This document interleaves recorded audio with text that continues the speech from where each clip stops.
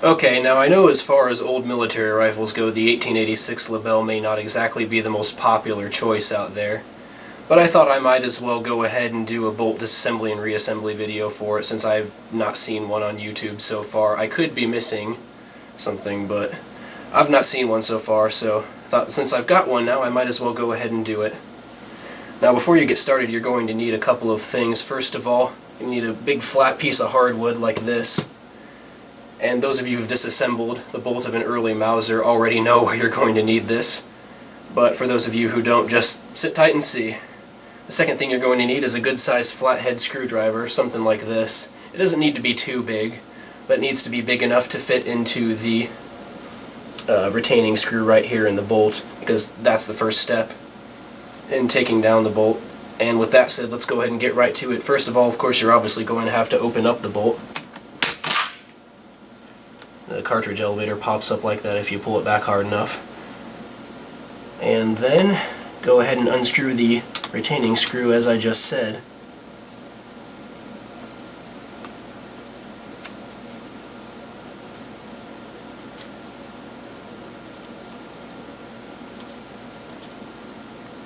And then there's a couple ways you can do this next step. The way I do it is I just go ahead and put my thumb here by the locking lug and I push down on it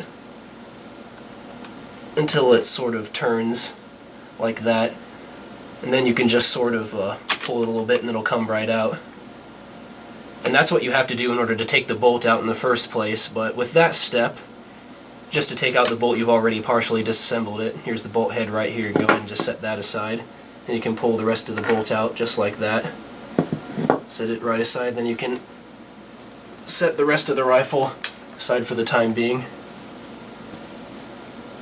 And then next you're going to need to go ahead and decock the cocking piece by turning it counterclockwise so it cams along this little groove right here.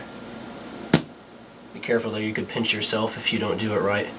And for this next step, if you can see this groove right here in the firing pin retaining nut, just turn that a little so that it's parallel with this little groove in the cocking piece itself. Make sure those are lined up. And then here's where the piece of hardwood comes into play. You're going to need to place the bolt like this so that the firing pin is touching the piece of hardwood.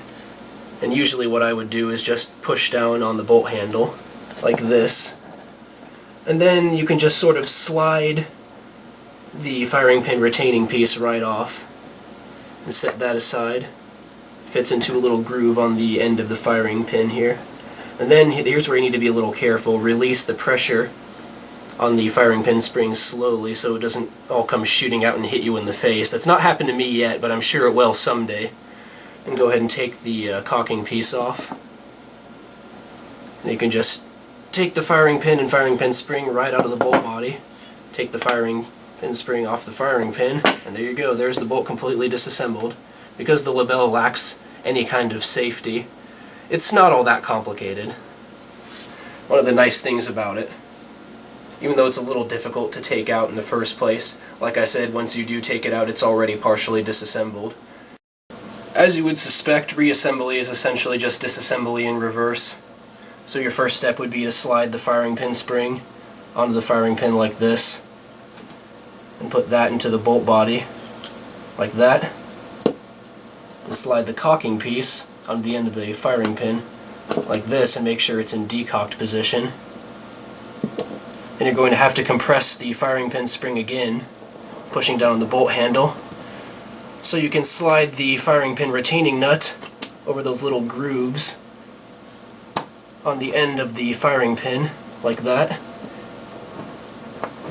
Make sure that the retaining nut can slide into the cocking piece, so you may have to turn the retaining nut a little to get it to do that.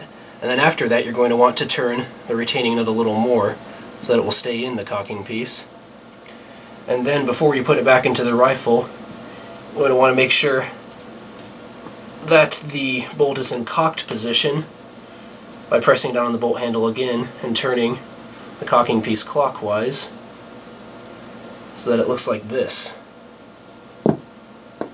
And now you can grab the rifle itself and put it back inside.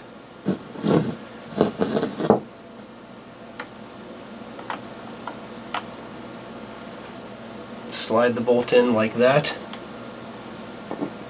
And with the bolt head, this part can be a little tricky. We want to make sure that this part of the bolt head goes into the firing pin. Rather, the firing pin goes into it. And I want to make sure that you can get the bolt head in there all the way. And push up on these little lugs, the bolt head, so that they slide into the grooves in this metal piece right here. And then you can put the retaining screw back in.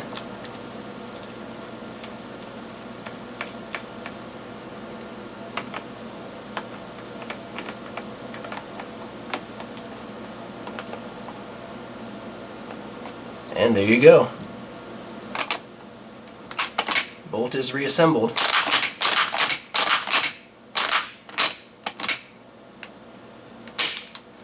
I hope that was useful to anybody who's lucky enough to own one of those beautiful French rifles like myself. So, with that said, see you later.